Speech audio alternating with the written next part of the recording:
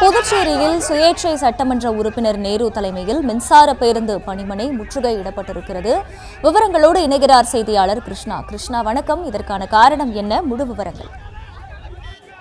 புதுச்சேரி அரசு சார்பில் பிஆர்டிசி பேருந்து இயக்கப்பட்டு வருகிறது. ஏற்கனவே புதுச்சேரியில குறைவான பேருந்துகள் தான் இயக்கப்பட்டு வருகிறது. குறிப்பாக 63 பேருந்துகள் தான் புதுச்சேரியில இயக்கப்பட்டு வருகிறது.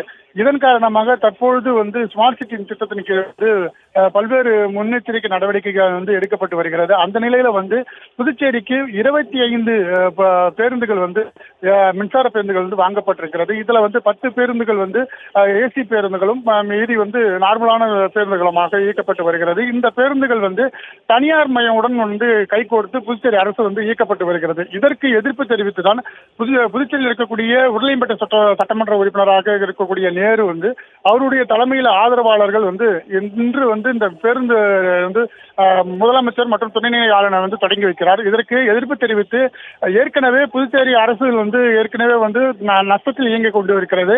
தற்பொழுது இதே பிஆர்டிசி பேருந்து எலக்ட்ரிக்கல் பஸ் தனியார் மயமாக்குவது புதுச்சேரிக்கு வருவாய் இயக்கப்படும். அதே போல இங்க இருக்கக்கூடிய தொழிலாளர்களுக்கு வேலை வாய்ப்பை ஏற்படுத்த முடியாத சூழல் ஏற்பட்டிருக்கிறது.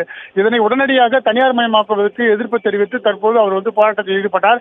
இதனால் இந்த பகுதியில் போலீசாருக்கும் அப்போராட்டக்காரருக்கும் தள்ளுமுள்ளு ஏற்பட்டு பெரும் அளவில் பதட்டமான சூழ்நிலை ஏற்பட்டிருக்கு. ஒரு பக்கம் தனியார் அந்த எலக்ட்ரிக்கல் பேருந்து இயக்குவதற்கான தொடக்க விழா நடைபெற்று வருகிறது. மறுபுறம் இந்த போராட்டமானது நடைபெற்று வருவதால் இங்க போலீசார் குவிக்கப்பட்டிருக்கிறார்கள். பெரும் அளவில் இந்த பகுதியில் பதட்டமான சூழல் தான் நிலவி வருகிறது.